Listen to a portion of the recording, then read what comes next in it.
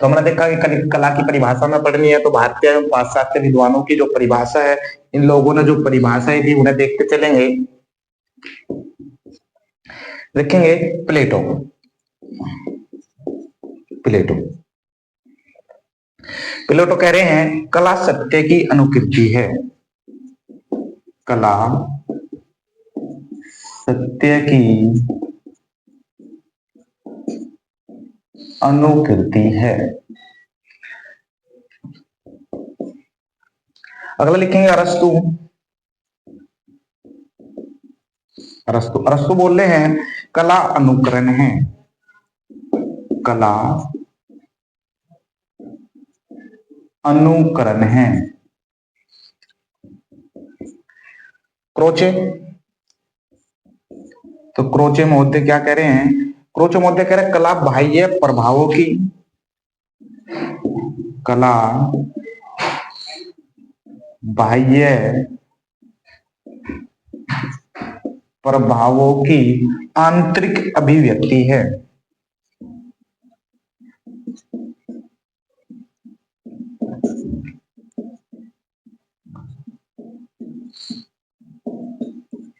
तो क्रोचे महोदय ने कहा कि कला जो है बाह्य प्रभावों की आंतरिक अभिव्यक्ति है। उसके बाद जो है क्रोचे ने एक परिभाषा और दी। क्रोचे, तो क्रोचे महोदय कह रहे हैं कला एक सहज ज्ञान है। कला एक सहज ज्ञान है। अगले विद्वान की बात करेंगे हीगल।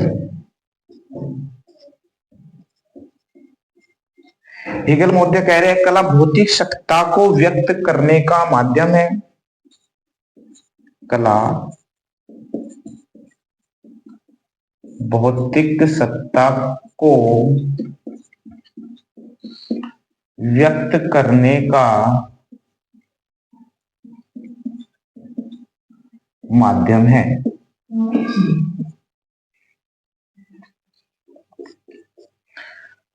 उसके बाद है स्पिनोजा।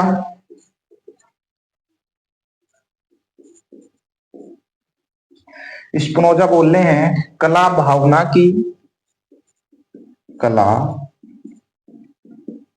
भावना की प्राकृति अभिव्यक्ति है।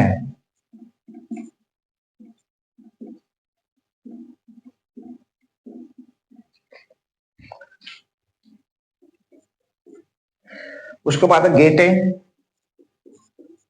तो गेटे महोदय कह रहे हैं कला भावना की, कला भावना की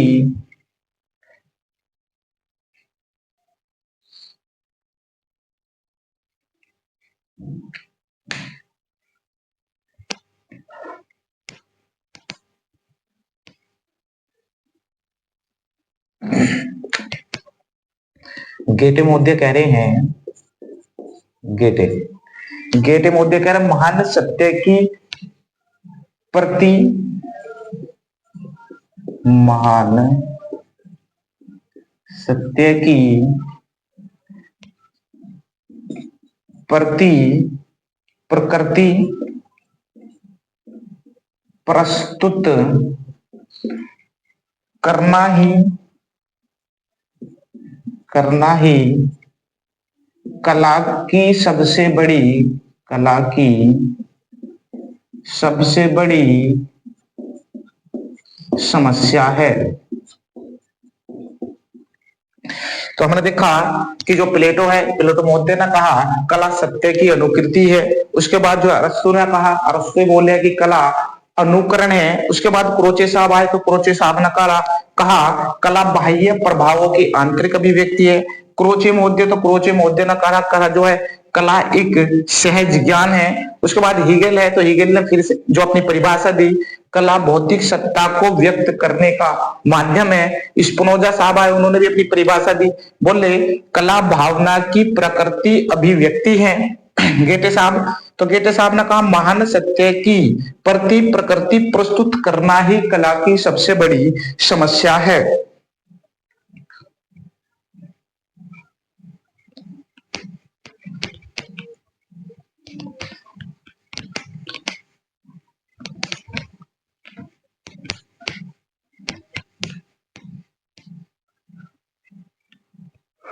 उसके बाद है रस्किन।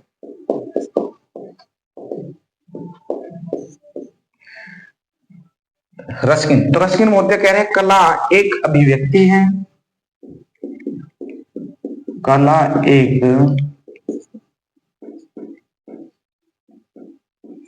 अभिव्यक्ति है।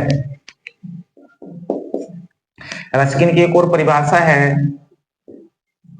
रस्किन बोले मनुष्य अपने भावों को, मनुष्य अपने भावों को, मनुष्य अपने भावों को कला के द्वारा प्रकट करता है, भावों को कला के द्वारा प्रकट करता है।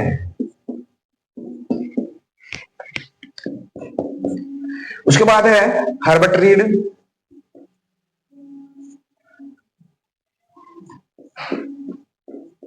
हर्बर्ट रीड, तो हर्बर्ट रीड कह रहे जो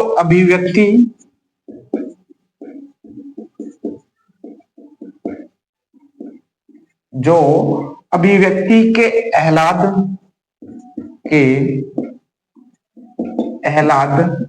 व रंजक स्वरूप है, व रंजक स्वरूप है, वही कला है। से हर्बर्ट रीड ने एक और अन्य परिभाषा दी। हर्बर्ट रीड ने एक अन्य परिभाषा और दी थी, कह रहा है कला हमारे जीवन का, कला हमारे जीवन का अनिवार्य एवं अभिन्न अंग है।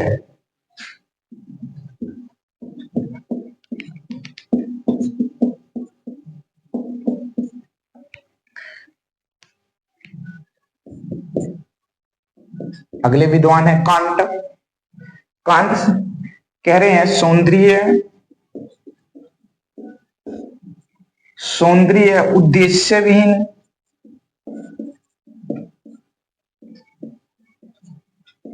सौंदर्य उद्देश्यहीन सौदेश्यता, सौदेश्यता है। उसके बाद है इमर्सन। इमर्सन कह रहे हैं सौंदर्य भगवान का हस्तलेख है, सौंदर्य भगवान का हस्तलेख है। उसके बाद आए हैं टोल्स्टॉय।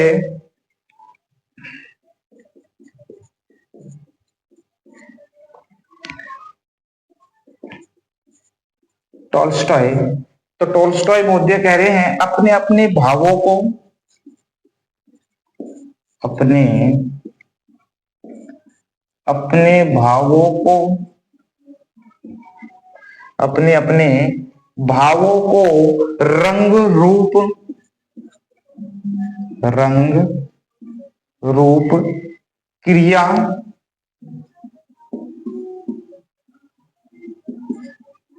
आदि द्वारा इस प्रकार से अभिव्यक्त करना, इस प्रकार से अभिव्यक्त करना, उसको देखने या सुनने, उसको देखने या सुनने पर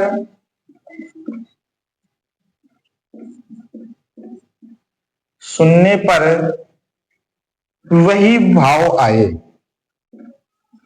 वही भाव आए, कला कहलाती है।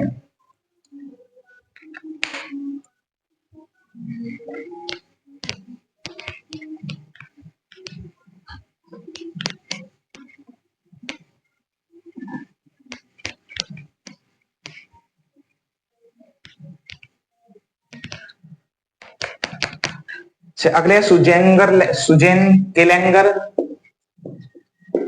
सुजेन केलेंगर, सुजेन केलेंगर बोल रहे हैं कला एक प्रकार का प्रतीक है, कला एक प्रकार का प्रतीक है।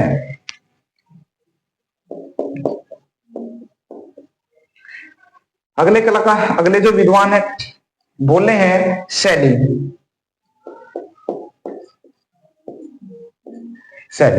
बोले हैं कला एक बोले हैं शैली, बोले कला कल्पना की अभिव्यक्ति है, कला कल्पना की अभिव्यक्ति है, कला कल्पना की अभिव्यक्ति है। उसके बाद हम देखेंगे भारतीय कलाकारों को, जो भारतीय विद्वान है जो इन्होंने अपनी परिभाषाएं दी हैं। तो जयशंकर प्रसाद,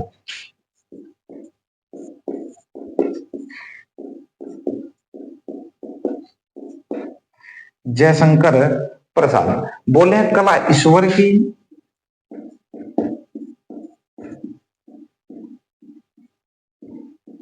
कला ईश्वर की कृतित्व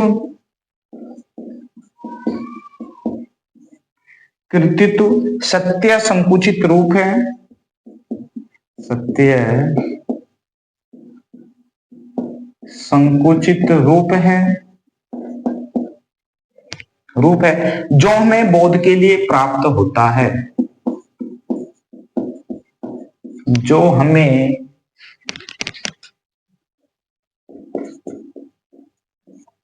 बोध के लिए प्राप्त होता है।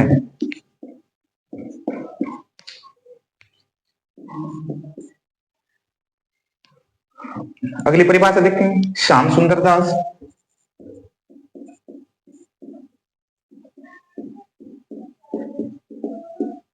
श्याम सुंदर दास। तो श्याम सुंदर दास कह रहे हैं कि जिन गुण या कौशल, जिन गुण या कौशल के कारण वस्तु में उपयोगी गुण, वस्तु में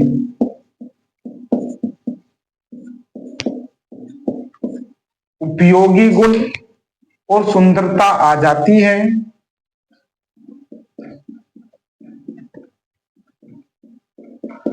और सुंदरता आ जाती है, वही कला है। उसके बाद पीएन चोएल,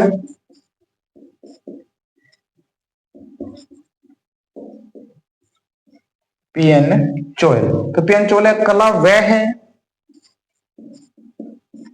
कला वह है जो मनुष्य में अभिव्यक्ति प्रदान करता है, जो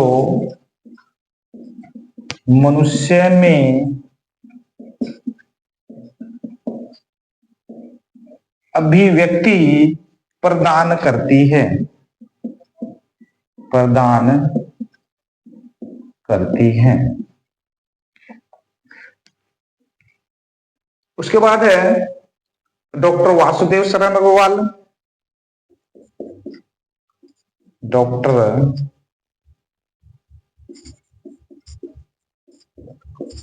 वासुदेव शरण अग्रवाल। तो डॉक्टर वासुदेव शरण अग्रवाल की बात करेंगे तो बोल रहे कला भावों का पृथ्वी पर अवतार है, कला भावों का पृथ्वी पर अवतार है।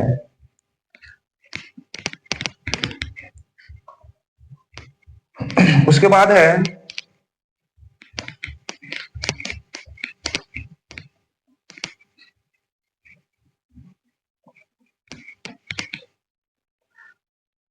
मैथिली शरण गुप्त।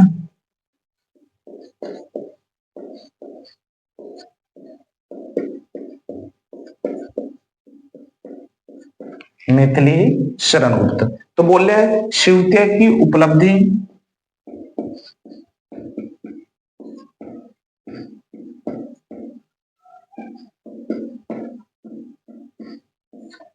शिवत्य की उपलब्धि के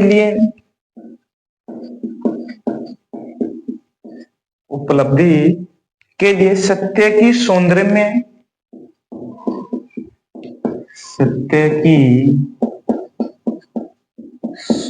में अभिव्यक्ति कला है।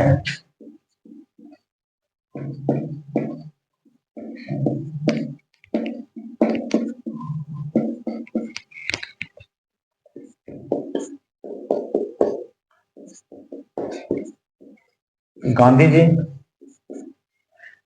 तो गांधी जी बोले कला आत्मा का ईश्वरीय संगीत है। कला आत्मा का ईश्वरीय संगीत है।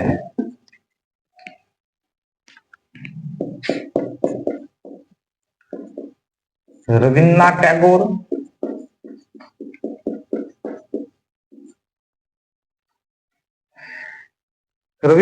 बोल रहे हैं कला में मनुष्य अपनी अभिव्यक्ति करता है। कला में मनुष्य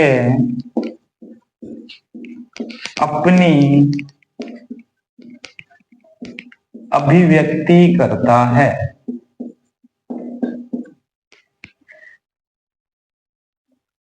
तो हमने जो है कला की जो है परिभाषाएं देखी। अब कुछ है कला के सिद्धांत।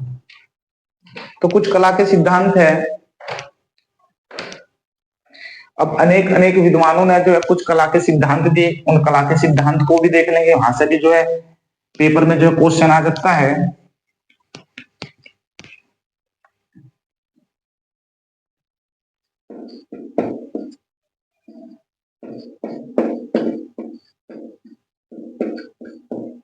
कला के सिद्धांत, कला के सिद्धांत बात करेंगे। औचित्य सिद्धांत,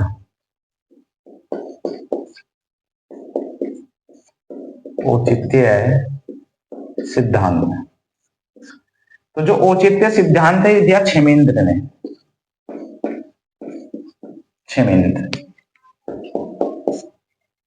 अगला है अलंकार सिद्धांत।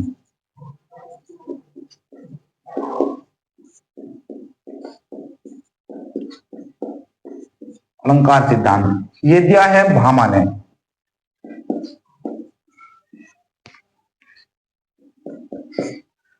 उसके बाद है रीतिमत। रीतिमत सिद्धांत। जो रीतिमत सिद्धांत है वो दिया है आचार्य वामन ने।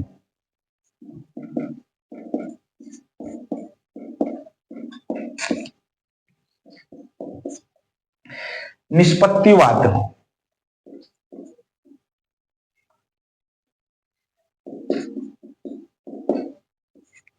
निष्पत्तिवाद जो दिया है भरत मुनि ने। तो निष्पत्तिवाद जो सिद्धांत है ये भरत मुनि ने दिया। उसके बाद है ध्वनि सिद्धांत।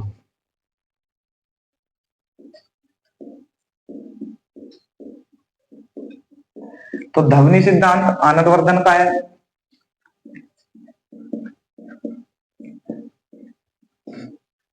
आनंदवर्धन।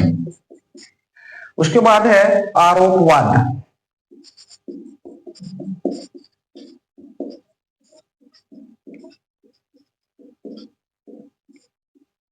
जो आरोपवाद सिद्धांत है ये दिया भट्ट लोलट, भट्ट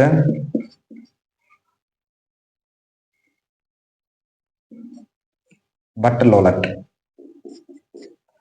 उसके बाद है अनुमितिवाद, अनुमितिवाद सिद्धांत। जो अनुमितिवाद जो सिद्धांत है दिया श्री शंकुक ने, श्री शंकुक ने जो ये दिया है। उसके बाद है अभिव्यक्तिवाद, अभिव्यक्तिवाद सिद्धांत, ये दिया अभिनव गुप्त ने।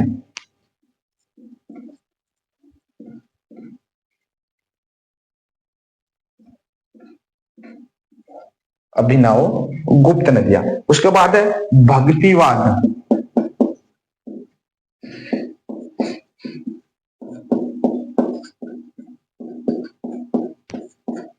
तो भक्तिवाद जो सिद्धांत है भट्टनायक।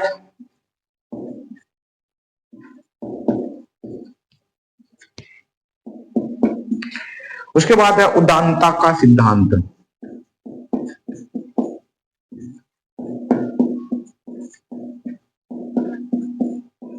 ये दिया लोनजाइन्स ने।